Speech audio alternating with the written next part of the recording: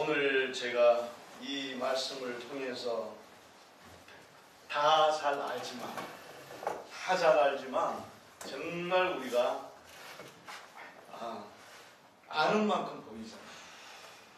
아는 만큼 보이는데 우리 좀 더 제가 만난 그 정말 귀한 분 주님을 우리가 다시 한 번 더 소개하는 시간을 제가 가지려고 합니다. 할렐루야. 아멘.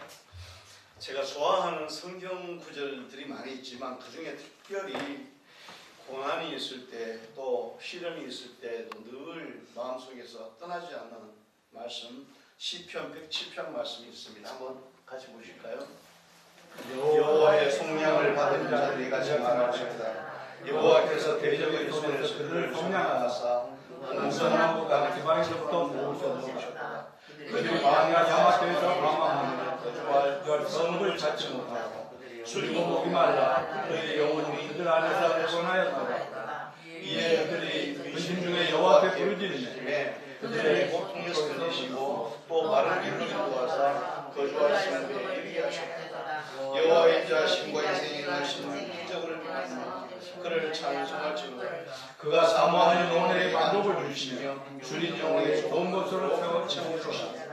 사람이 흑암과 사망의 그늘에 앉으며 공부와 세사들의 메인 하나님 말씀을 거역하며 지존자의 뜻을 멸시하니라. 그러므로 그가 고통을 주어 그들의 마음을 겸손하게 하셨으니 그들이 엎드려도 묻는 자가 없었다. 이에 그들이 환난한 뒤에 여호와 앞에 부르짖으며 그들의 고통에서 구원하시되 그가 사망에서 인도하여 내시고 그들의 어려움을 그를 주셨다. 여호와의 인자하심과 인생에 행하신 기적으로 말미암아 그를 찬송할지로다. 아멘. 할렐루야. 아멘. 이 구절의 말씀들을 보면 어떤 생각이 드냐면 이 세상을 살아가는 수많은 사람들의 이 현주소 곧 수많은 군상들의 실제 주소를 보는 것 같아요. 때로는 원치 않게 환경 때문에 고통을 받기도 하고 또 갈 바를 알지 못하고 완전히 이스라엘 백성들처럼 광야에 유리하는 나그네처럼 되어질 때도 많고 별의별 고난의 시간들을 다 겪잖아요. 살다가 보면 저도 이제 IMF 생길 줄 모르고 하나님이 이 교회를 새로 준비하는 거를 하려고 나는 이제 이 인천으로 오려고 수도권으로 오려고 막 그런데 가지 말라고 그러는데 고집을 피워서 제가 기도하고 혼자 왔다가 온 지가 7년도 안 돼서 IMF가 터지는데 얼마나 많은 고통을 겪은지 몰라요. 제가 그 교회 개척한 지 얼마 안 됐는데 보증금 날아가고 성도들 이제 또 많이 있던 분들 다 뿔뿔이 흩어지고 이제 참 힘든 시간을 보냈어요. 힘든 시간을 보냈는데 그때에 이게 극한 때는 한 달에 이제 부채 이자, 사채 이자로만 한 400~500만 원씩 나갔었어요. 그 IMF 시기에. 그러니까 그런 어떤 극한 환경 속에서 있을 때도 있었고 어떤 때는 정말 물, 전기 다 없는 환경 속에서 살아본 적도 있고 이제 정말 가족들을 데리고 천막 치고 한여름에 폭우가 쏟아지는데 갈 곳이 없어서 이제 일주일을 갔다가 천막을 치고 그 남한강 강둑에다가 텐트를 주고 거기에서 어린 애들을 데리고 지냈던 적도 있었습니다. 예, 어떤 그 고난의 얘기를 하려고자 하는 게 아니에요.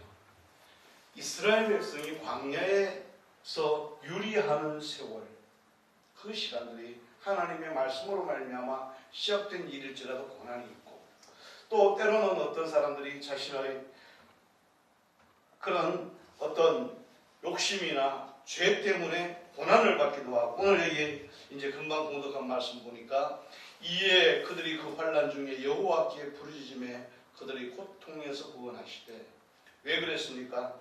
그들이 하나님의 말씀을 떠나고 그리고 또 그 하나님의 말씀을 멸시했기 때문이었다. 그러니까 사람의 잘못 때문이잖아요. 사람의 잘못 때문이었던 하나님의 말씀으로 인하여 그 말씀에 순종해 가다가 광야의 길을 가다, 또는 어떤 환경이 오든 간에 수많은 환경과 환경 속에 있는 수많은 사람들에게 주신 말씀에 딱 하나 있어요. 오늘 시편 107편 말씀에 계속 반복돼서 나오는 말씀이, 이에 그들이 그 환난 중에 여호와께 부르짖으며, 할렐루야, 그들의 고통에서 구원하시고. 상황이 무엇 때문인지는 중요하지 않아요. 환경이 무엇 때문이었던지는 중요하지 않아요. 우리 주님이 우리에게 말씀하시고자 하시는 말씀은 무엇이냐면, 어떤 환경 속에 어떤 상황 속에 있을지라도 그들이 하나님 앞에 부르시셨더니 하나님이 그들을 그 고난에서 건지시고. 할렐루야. 이 말씀이 우리에게 얼마나 큰 위로가 되는지 몰라요. 아멘. 갈 바를 몰라 유리방황하던 아브라함, 하나님이 그를 갖다가 전혀 불모지가 되는 곳으로 인도하셨지만 어쨌든 그를 들어 한 민족을 다스리게 하시고, 우리의 삶 속에서 이런 일들을, 성경을 우리가 묵상하다 보면, 우리 율법적인 말씀으로 성경을 받아들이다 보면 너무너무 이렇게 좀 두려움도 생기고 염려도 많고 그렇잖아요. 내가 말씀대로 살지 못하고. 그러나 율법적으로 보는 것이 아니라 하나님의 마음과 하나님의 뜻이 담겨있는 그 성경 속에 수많은 믿음의 사람들의, 선조들의 이야기를 듣다가 보면, 아, 이 모습이 내 모습이고 저 모습도 내 모습이고 이 환경이 내 환경이구나. 하나님이 그 중에서 그렇게 그들에게 허락하셨구나. 그걸 알게 돼요. 한 젊은 여인이 있었습니다.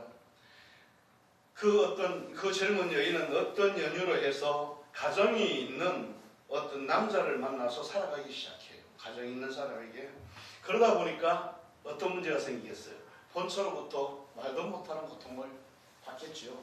멸시도 받고, 그리고 천대도 받고. 그렇게 지내다 보니까 그것이 너무너무 힘들어서 때로는 낙심도 되고 슬픔도 생기고 고난이 있는 거예요. 고난이라기보다도 마음의 상처가 너무 큰 거예요. 근데 어느 날 기도처를 찾아서 가족들이 가는데 그 길을 따라 나섰는데, 가서 보니까 마음부실 곳이 없는 거예요. 그래서 어떻게 해요? 성전을 찾아가서 기도하러 가는 날이니까 자기 혼자 눈물로 기도를 하기 시작하는 거예요. 환경이 어쨌든 중요하지 않아요. 그렇게 하나님 앞에 엎드려 기도했더니 하나님이 그 기도를 들으신 거예요. 아멘. 그 사람이 누구예요? 사무엘의 어머니예요. 우리가 세상을 살아가다 보면 수많은 어려움들을 만납니다. 시편 23편의 다윗의 고백은, 시편 23편이니까 여호와는 나의 목자시니 내가 부족함이 없으리로다. 처음에 성경을 암송을 할 때 여호와는 나의 목자시니 내게 부족함이 없으리로다 라고 그렇게 잘못 암송을 했어요. 그러니까 내게라고 하는 것은 주체가 나잖아요. 나한테 하나님이 도움을 주시는 거라고 생각하는 그런 관점으로 봤는데, 어느 날 성경을 다시 자세히 읽다 보니까 내게가 아니고 내가 부족한 게 없는 거예요. 나의 모든 인생에 부족한 게 없는 거예요. 차원이단 말이에요. 다윗이 그 고백을 언제부터 했을 거라고 생각합니까? 저는 혼자 묵상할 때 그 생각을 해봐요. 모든 형제들이 있는 가운데 7형제가 다 있고 마지막 8번째가 돼가지고, 형들이 부모가 아무리 있어도 형들이 그냥 동생 시키면 어떻게 할 수 없잖아요. 그 나이 차이도 많고 혼자 들판에서 그냥 양을 키우고 짐승을 키우고, 어린 나이가 집에 가서 안 자고 싶겠어요? 들판에서 그렇게 방황하면서 이리 때가 오면 어린애가 돌멩이 던져갖고 이리나 쫓아내고, 사자가 덤벼들어도 그냥 겁이 나도 어떻게 해요? 돌멩이 들고 치고 던지고, 그러면서 혼자 밤을 새우는 그런 세월을 지낼 때에 그 마음속에부터 싹 들었던 마음. 아무도 의지할 게 없잖아요. 그러니까 하나님이 계신 건 아니까 하나님만이 나의 도움이시다 라는 마음을 그때부터 가지기 시작한 거예요. 그래서 여호와는 나의 목자시니 내가 부족함이 없습니다. 그렇게 봅니다. 우리가 성경을 통해서 만나는 주님이 우리에게 어떤 분이신가를 우리는 좀 더 깊이 묵상할 필요가 있을 줄로 믿습니다. 요한복음 우리 오늘 말씀 뒤에 보게 되면 요한복음 10장 7절에서 9절에 보니까 이런 말씀이 기록되고 있습니다. 그러므로 예수께서 다시 이르시되 내가 진실로 진실로 너에게 말하노니 아멘 아멘 너에게 말하노니 헬라어에 그렇게 쓰여 있어요. 아멘 아멘 내가 너에게 말하노니 나는 양의 문이다. 내가 문이니 누구든지 나로 말미암아 들어가면 구원을 받고 또는 들어가며 나오며 꼴을 얻으리라. 같이 보십시다. 나는 선한 목자라 선한 목자는 양들을 위하여 목숨을 버리거니와 할렐루야. 화려한 많은 얘기할 수 있고 기가 막힌 어떤 주석을 찾아서 뭐 굉장한 말씀을 드릴 수도 있어요. 근데 우리에게 필요한 건 그런 게 필요한 게 아니에요. 우리와 함께 하시는 주님을 우리가 아는 만큼 우리의 삶에 하나님의 은혜가 있을 줄로 믿습니다. 할렐루야. 그러니까 아는 만큼 보이는 거예요. 아는 만큼. 오늘 9장 1절 오늘 본독한 성경 말씀 요한복음 9장 말씀해 보니까 9장 1절에 예수께서 길을 가실 때 날 때부터 맹인된 사람을 보신지라. 맹인을 만나셨어요. 맹인을 만났는데 보니까 제자들이 그 맹인을 보고 일반 사람들이 생각하는 게 그래요. 뭐 저 안 됐다. 저 사람이 자기 조상 때문에 그런가 누구 때문에 그런가 예수님에게 그 질문을 하잖아요. 오늘 공독한 성경 말씀에 이 맹인의 인생에 대해서 우리가 한번 그 삶에 대해서 한번 들어가 보자고요. 그 맹인이 우리인 거죠. 우리가 그렇잖아요. 세상에 태어나서 세상을 살아가면서 뭘 아는 것 같은데 지나보면 아무것도 아닌 게 없는 거예요. 내가 뭘 계획을 해서 뭘 하려고 했는데 하다 보면 잘 될 것 같은데 가보면 다 모르는 일이에요. 아는 것이 없어요. 갈 길을 알지 못해요. 뭘 해야 될지 몰라요. 어떻게 살아야 될지 몰라요. 그게 우리 사는 삶이에요. 이 맹인은 나면서부터 가지고 있는 건 부족한 것밖에 없었어요. 보지를 못하니까. 사람이 어떻게 생겼는지, 하다못해 강아지가 어떻게 생겼는지, 꽃이 어떻게 생겼는지 볼 수가 없으니까 만져봐야 알잖아요. 냄새만 맡아봐서 느낌만 나잖아요. 아무것도 모르는 거예요. 나면서부터 속이 있었어요. 성경을 읽다 보니까 유일하게 이 맹인에게 흙을 이어서 이렇게 눈에 발라줬다 그래요. 나면서부터 소경이었다는 얘기 뭐예요? 눈 안구가 거의 없다는 얘기예요. 맹인들 보면 그렇잖아요. 나면서부터는 그러면 이게 없는 거예요. 그러니까 주님이 치유하실 때도 특별한 방법으로 창조하신 거예요. 그래야 보이지. 눈이 있어야 보일 거 아니에요. 눈이 다 소실이 돼버리는데 보지를 못합니다. 이게 큰 문제예요. 자기 갈 길도 못하고 갈 길도 어떻게 볼 수가 없고 자기가 사는 삶에 대한 미래도 자기에겐 주어진 게 없고 제일 불편한 게 뭐겠어요? 모든 사람에게 침이 되는 거예요. 가족들에게도 침이 되고 부모님에게도 침이 되고 주변의 모든 사람에게 침이 되고 천덕꾸러기가 되는 거예요. 살기도 어려운 식민지 시대의 이스라엘에서 맹인이 됐다는 얘기는 정말 불쌍한 사람인 거예요. 그 가족들에게도 짐 중에 그런 짐이 없는 거예요. 그렇지 않겠습니까? 부모니까 데리고 있지만 가서 국어라도 배우라고 내보낼 때는 그 삶이 얼마나 처량하겠어요. 그러니까 모든 사람에게 걸림돌이 되고 짐이 되는 그런 인생을 살고 있습니다. 희망도 없고 소망도 없어요. 오직 그 스스로 속에 들어가서 보면 외롭고 고단한 무너져 있는 슬픈 인생이라고 하는 것만 가지고 있습니다. 그렇죠? 우리가 그런 느낌이 있을 때가 있잖아요. 나는 왜 이럴까? 내 삶은 왜 이럴까? 또 내 환경은 왜 이럴까?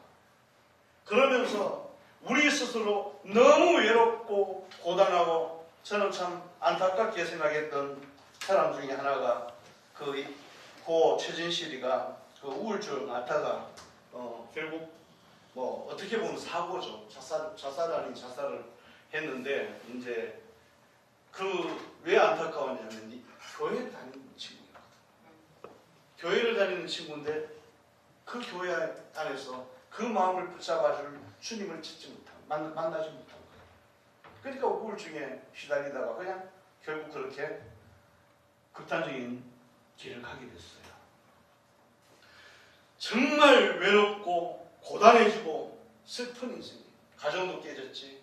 뭐 겉으로만 번지르하게 연예인이라는 이름을 가지고 살았지만 자기 스스로에 있는 그 어두움이라고 하는 거, 그 안타까움이라는 거, 중요한 거 다 인생을 다 잃은 것 같잖아요. 가정 잃어버렸지, 경제적으로 어려움이 있지, 부모에게 고통받지. 그 환경 속에 찾아온 우울증, 그럼 감당되겠습니까? 우리가 세상을 살다가 보면 이런 일들을 수시로 만나요. 그렇지 않습니까? 오늘 여기에 길가에서 예수님을 만났던 이 맹인의 삶이 그와 같아요. 근데 그 맹인이 그런 것이 아니라 우리가 그래요. 우리가 그 맹인 같단 말이에요. 저는 우리 아버님 6.25 이후에 먹고 살 게 없어서 산속으로 들어가셔가지고 산 화전을 해서 개간을 하는 삶을 살았어요. 얼마나 철쭉선정에 살았겠습니까?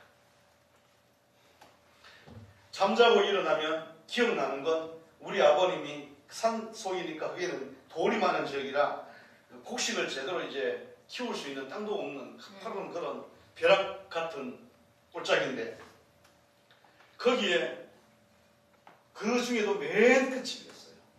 맨 꼭대기 죄를 넘어 다니는 사람들이 있는 그 마지막 집, 외딴 오두막집 같은, 오두막집은 아니지만 어쨌든 외딴집. 그러니까 자고 일어나면 우리 아버님이 일어나서 하시는 일이 뭐냐면 맨 먼저 짝대기 하나 들고 나가서 부엌이나 집둘레 이제 그 산속이니까 뱀이 그렇게 많아요. 그러니까 습기를 말리려고 나오는 데가 우리 집이에요. 그럼 뭐 맨날 그거 아침에 일어나면 부엌에 가서 잡아내고 울타리에 가서 그거 잡아내고 돌탑에 가서 잡아내고 제 얘기를 하려고 하는 게 아니에요. 우리가 살다가 보면 이런 문제도 만나고 저런 문제도 만나고 이런 환경도 만나고 저런 환경도 만나고 지금 전 세계에서 자살률이 제일 많은 나라가 1위가 대한민국입니다. 우리가 이 고달픈 맹인과 같은 삶을 살 수밖에 없는 이 시대에 우리에게 정말 위로가 되고 치유자가 되고 구원자가 되시는 주님이 저와 여러분들에게 있다는 것이 얼마나 귀한 축복인지 모릅니다. 할렐루야. 그러니까 이 맹인이 길을 가다가 예수님을 안 만났으면 어쩔 뻔했어요. 주님이 그를 만나셨을 때에 그의 인생은 정말 암흑과도 같았던 그런 삶이었습니다. 이 무력감과 좌절 속에서 하루하루를 버티는 것이 얼마나 힘들지 그 부분들은 상상도 못해요. 제가 자라던 어린 시절에 우리 집에 이제 먼 친척이라고 누구 하나가 와서 얹혀서 살았는데 보니까 월남전에 갔다 와서 다리를 장애를 입어가지고요. 걸어다니지 못하고 목발도 없고 이러니까 그냥 이렇게 그 바닥에서 이렇게 끌고 다니는 몸을 끌고 다니는데 그러다 보니까 뭐 그 비참한 얘기는 말도 못해요. 그러니까 대소변도 못 가릴 정도로 환경이 극하니까. 근데 그렇게 얹어서 살다가 나중에 제가 이제 도회지로 나오고 나서 그 사람이 읍내를 들어간 그 곳에 이제 큰 하천이 있는데 거기에 다리 위에다 목을 매서 자살했다는 얘기를 들었어요. 제가 왜 이런 얘기들을 하냐면 우린 얘기를 안 해요. 정말 힘들고 가슴 아픈 일이나 괴로운 일들이 있어도 자기 속에 묻어두고 살잖아요. 그러면서 그냥 지내잖아요. 그런데 오늘 이 바로 나면서부터 소경이 된 이 맹인이 주님을 만나는 기적적인 사건이 성경을 통해서 나타나고 있습니다. 할렐루야. 우리에게 있어서 많은 사람들이 여러 가지 고난과 역경이 있을 때마다 늘 우리는 기도한다고 하지만 주님이 어떤 분이신가를 우리가 잘 모르기 때문에 우리가 우리의 문제를 가지고 온전하게 주님 앞에 맡기지 못함으로 우리의 삶이 더 고단한 때가 많은 줄 믿으시기를 바랍니다. 요한복음 14장 16절에서 20절 말씀 우리 한번 같이 보십시다. 예수님께서 이 땅에 오셔서 3년 반의 공생애를 마치고 마지막 이 세상을 떠나시기 전 십자가를 지시기 전날 저녁에 제자들에게 마지막 그들을 위로하시는 말씀, 그 말씀입니다. 요한복음 14장 16절에서 20절 말씀 같이 한번 보겠습니다. 내가 아버지께 구하겠으니 그가 또 다른 보혜사를 너희에게 주사 영원토록 너희와 함께 있게 하리니 그는 진리의 영이라 세상 능히 그를 받지 못하나니 이는 그를 보지도 못하고 알지도 못하니라. 그러나 너희는 그를 아노니 그는 너희와 함께 거하시며 또 너희 속에 계시겠습니다. 내가 너희를 보아같이 그를 향하고 너희에게로 오리라. 조금 있으면 세상은 나를 보지 못할 것이거든. 너희는 나를 보리니 이는 내가 살아있고 너희도 살아있겠습니다. 그날에는 내가 아버지 안에 너희가 내 안에 내가 너희 안에 있는 것을 너희가 알리라. 할렐루야. 오늘 저와 여러분들 안에 주님이 주신 이 약속이 살아 역사하시는 그러한 하나님의 말씀으로 다시 한번 생기를 얻어서 우리의 삶이 새롭게 되는 놀라운 축복의 역사가 있게 되기를 주님의 이름으로 축원합니다. 아멘. 주님은 오늘도 우리 가운데서 그냥 추상적으로 막연하게 주님이 살아계시다. 막연하게 주님이 우리의 구원자이시다. 막연하게 우리가 장차 믿으면 천국 가겠다 라고 하는 차원을 넘어서 주님은 계속해서 말씀하고 있는 거예요. 많은 사람이 그 차원에서 우리가 주님을 믿는다고 하고 안다고 하지만 그러나 성경에서 말씀하시는 예수님의 말씀을 우리가 보게 되면 그 예수님이 뭐라고 말씀하시냐면은 그날에는 뭐라고요? 내가 아버지 안에 있고 너희가 내 안에 있고 내가 너희 안에 있는 것을 너희가 알리라. 그날에는. 근데 우리가 그렇게 안 보잖아요. 멀리 계신 하나님으로만 생각하잖아요. 장차 우리가 가서 천국에서 만날 주님만 생각하잖아요. 주님은 분명히 말씀하셨습니다. 내가 아버지께 구하겠으니 그가 또 다른 보혜사를 너희에게 주사 영원토록 너희와 함께 있게 하리니. 사도들이 목숨을 걸고 또는 스데반 같은 사람들이 순식간에 돌에 맞아 순교한 그런 환경이 왔을지라도 그래도 위로가 되고 기쁨이 되었던 상황은 무엇이냐면 주의 성령이 자신과 함께하는 걸 알았거든요. 주님이 자기와 동행하는 걸 알았거든요. 주님이 그들 안에 살아 역사하시고 계시는 걸 믿었거든요. 그 믿음이 그들을 바꾸는 거예요. 그 믿음이 그 두려움을 깨버리는 거예요. 그 믿음이 그들의 인생을 바꾸는 거예요. 주님은 오늘도 우리 가운데 분명히 말씀하고 있습니다.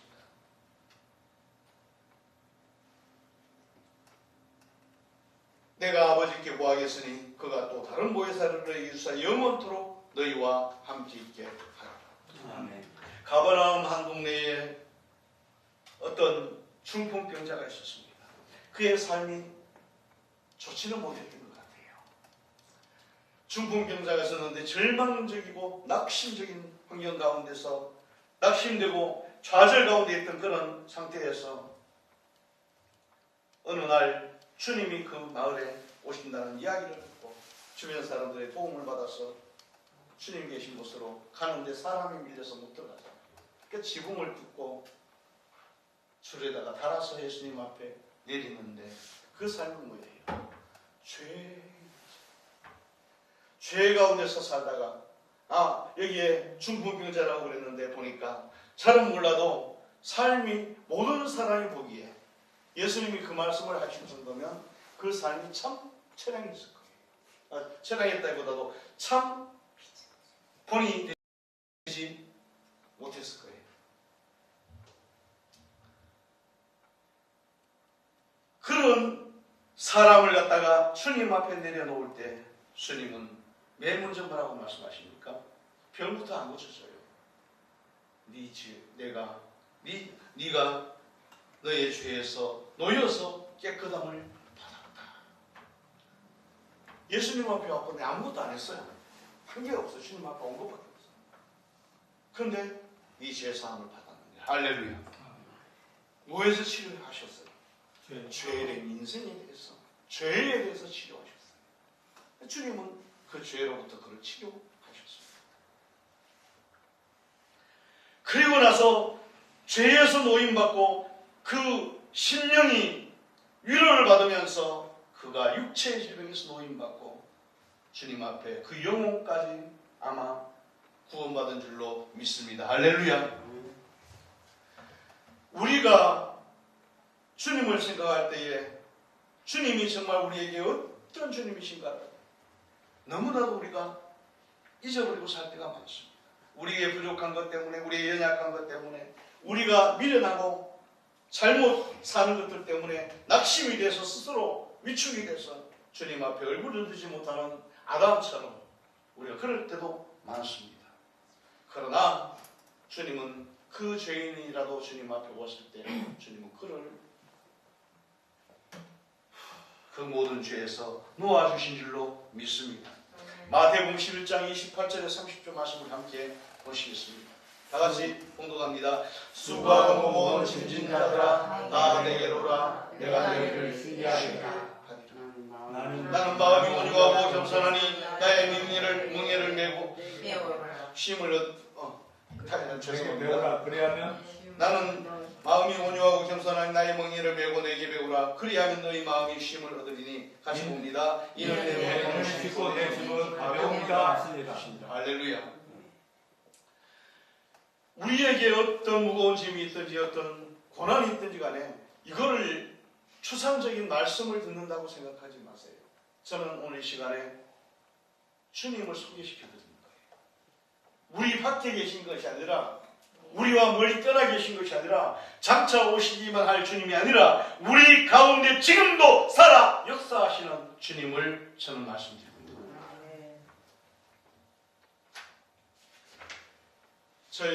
제가 어떤 한 분을 알고 있습니다. 그분은 사형수였어요. 왜 사형수였냐 했더니 20대 때 군에 갔다가 군대를 들어갔다가 이제 상관을 보조하는 역할을 맡았는데 상관이 너무 못되게 한 거예요. 그러니까 젊은 혈기에 살인을 했어요. 살인자가 됐어요. 중형인가 대령인가 모르겠는데 그 바람에 사형수가 됐어요. 사형수가 됐는데 그래서 인생을 다 포기하고 순간적인 혈기를 참지 못하고 큰 사고를 쳐서 이제 사형수가 됐는데 희망이 있겠어요? 아무것도 없단 말이에요. 근데 어느 날 어느 권사님, 여기 방배동에 있는 방죽교회라고 하는 교회 권사님들이 다 이렇게 교도소 선교를 하는데요. 거기 와서 어느 권사님이 찾아와서 말씀을 가지고 성경을 가르치기 시작. 평생 처음 받았다. 평생 처음 말씀을 듣다. 그리고 나서 그 죄인 청년을 가져다가 양자로 삼았습니다. 그 안에서 말씀을 읽다가 은혜를 받아가지고 그냥 눈물로 회개를 하고 결국 그 사람이 교도소 안에서 신학교를 마쳤어요. 사형수가 무기수가 되고 무기수가 그 안에서 변화가 너무 크게 일어나니까 결국은 18년 만에 퇴소를 했습니다. 그리고 나서 목사의 길을 가기 시작한 거예요. 그분이 저희 선배였어요.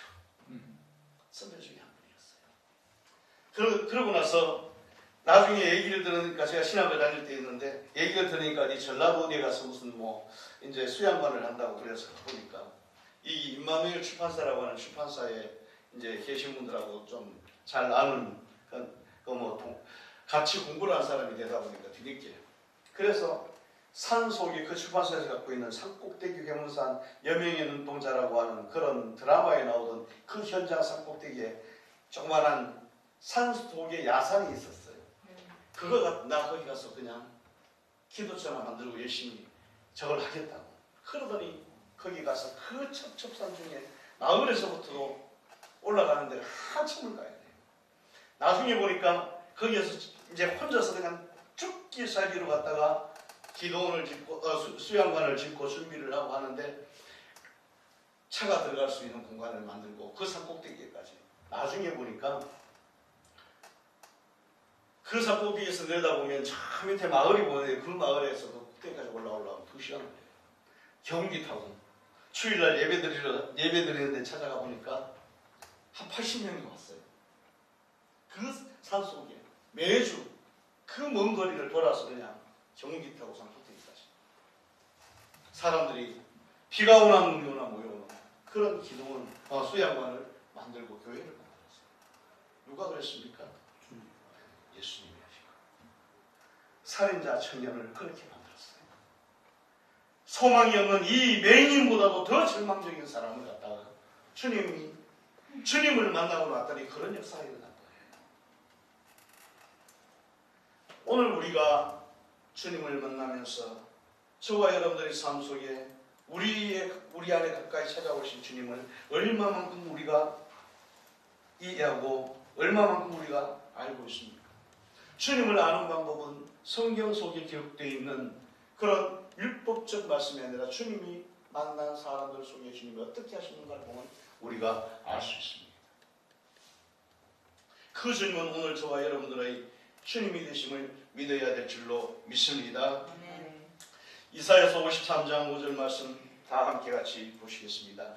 그가 질림은 우리의 허물 때문이요 그가 상함은 우리의 죄악 때문이요 그가 징계를 받음으로 우리는 평화를 누리고 그가 채찍에 맞음으로 우리는 나음을 받았도다. 할렐루야.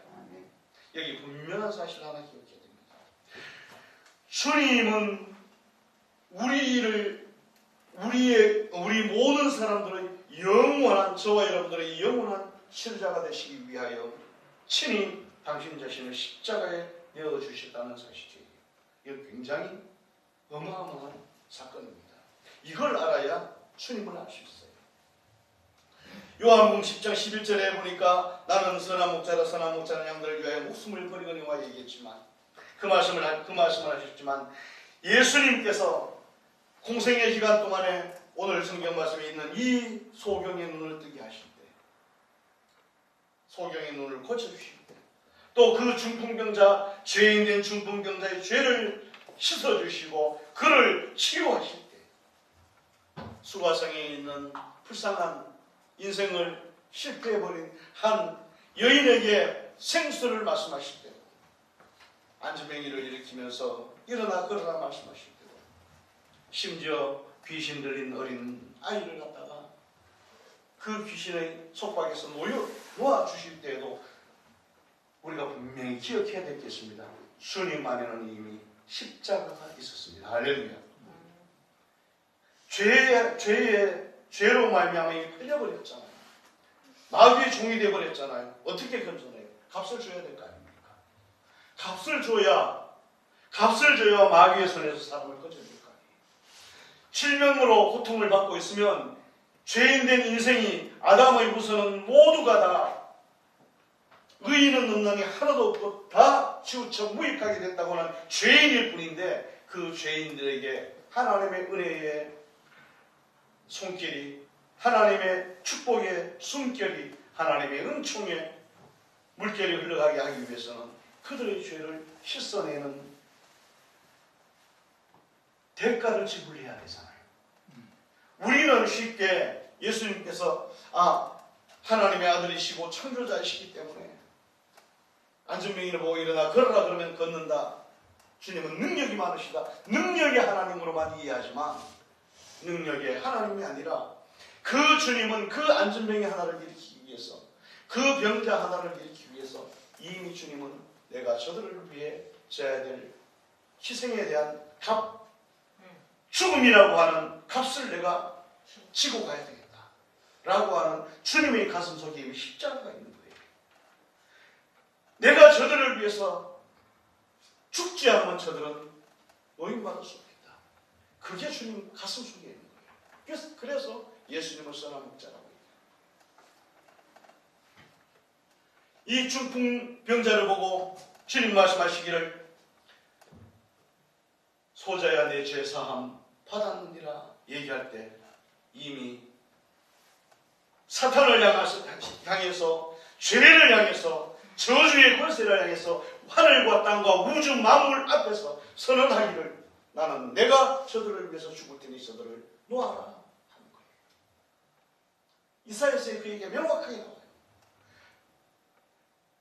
북방에 이르기를 놓으라 남방에 이르기를 구려하지 말라. 저들을 묶지 말아라. 놓아라. 내가 그 값을 지불할게. 그게 주님 마음속에 있는 거예요. 치유가 그냥 일어나는 게 아니에요. 회복이 그냥 일어나는 게 아니에요. 예수님께서 그냥 귀신에 사로잡힌 자, 귀신이 들었다는 얘기는 이미 넘어갔다는 얘기잖아요. 재산이 넘어간 것처럼 생명 자체가, 존재 자체가 사탄에게 팔려버리고 넘어가 버렸잖아요. 그걸 어떻게 놓아줍니까? 내가 그를 위해서 값을 지불할게. 너 놓아라.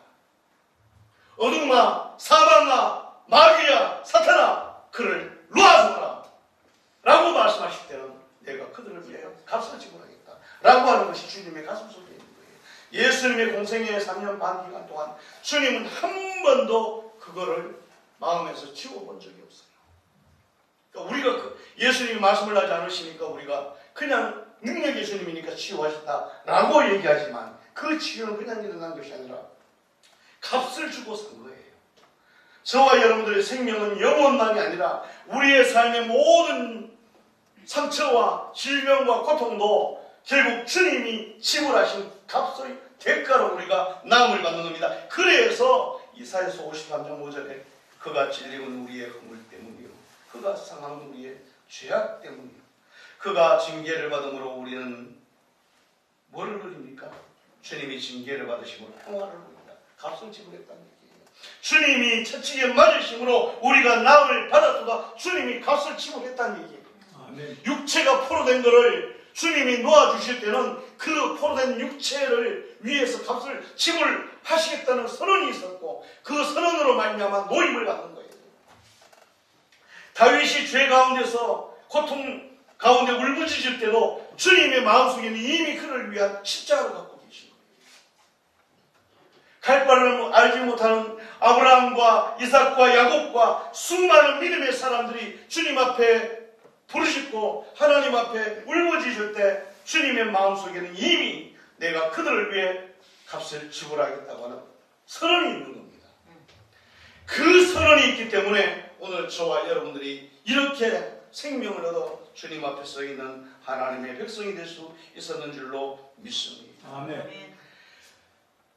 가녀리고 힘없던 한 슬픔을 안고 있던 그런 가정이 있는 집에 여인이 되었던 한나 같은 사람을 위해 주님은 이미 값을 지불하고 계시고 있습니다. 우리가 그걸 알아야 됩니다. 그래야 주님의 구원이 얼마나 크고 얼마나 귀하고 얼마나 놀라운 일인지 알 수 있습니다. 우리 이사야서 59장 13절 17절 말씀 함께 보시겠습니다. 우리가 여호와를 대만하고 속였으며 우리 하나님을 따르는 데서 돌이켜 포악과 빼앗을 당하며 거짓말을 마음에 인태하여 나오니 정의가 뒤로 물리칩니다. 공의가 멀리 섰으며 성실이 거리에 엎드러지고 성실이 없어짐으로 악을 떠나는 자가 탈취를 당하니 하도다. 여호와께서 이를 살피시고 그 정의가 없는 것을 기뻐하지 아니하시고 사람이 없음을 보시며 중재자가 없음을 이상히 여기셨으므로 자기 발로 스스로 구원을 베푸시며 자기의 공의를 스스로 지으시며 공의의 갑옷을 입으시고 구원을 자기의 머리에서 턱으로 삼으시며 보복을 속옷으로 삼으시고 열심을 입어 겉옷으로 삼으시고 구원할 자가 없음을 불쌍히 보시고 건질 자가 없고 마귀의 종이 되고 사탄의 종이 되고 질병의 포로가 되고 모든 매여 있는 곳에서 스스로 건지려고 하는 자가 하나도 없음을 이상히 여기시고 주님이 친히 자기 팔로 스스로 구원을 베푸시고 어떻게 해요? 자기가 스스로 당신이 스스로 공의를 의지하고 공의의 갑옷을 스스로 입으시고 구원을 자기의 머리에 서서 토를 삼으시고 보복의 속옷으로 죄와 저주에 대하여 싸울 준비를 하시고 내가 저들을 위하여 값을 지불하겠으니 그들을 놓아라. 할렐루야. 할렐루야. 이게 우리의 구원이에요. 이 구원의 은혜가 오늘 저와 여러분들에게 있음을 믿어야 될 줄로 믿습니다. 오늘 이사야서 55장 1절의 10절 말씀 다 함께 한번 보십시다. 오라 너희 모든 목마른 자들아 물러나오라. 돈 없는 자도 오라. 오라 너희는 와서 사 먹되 돈 없이 값없이 와서 포도주와 자소서. 너희가 어찌하여 양식 가진 것을 위하여 은을 따르느냐 배부르게 하지 못할 것을 위하여 수고하느냐. 내게 듣고 들을지어다. 그리하면 너희가 좋은 것을 입을 것이다. 너희 자신들이 기름진 것으로 즐거움을 너희는 귀를 기울이고 내게 나와 들으라. 그리하면 너희의 영혼이 살리라. 내가 너희를 위하여 영원한 언약을 맺으리니 곧 다윗에게 허락한 것이라.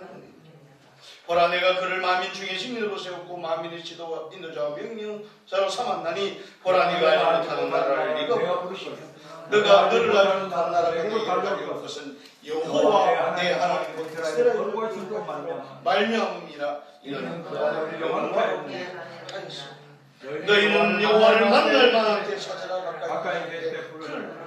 악인은 너희 길을 우리한테 생각을 버리고 여호와께로 돌아오라. 그리하면 그가 우리 하나님께로 돌아오라. 너희를 용서하시리라. 할렐루야.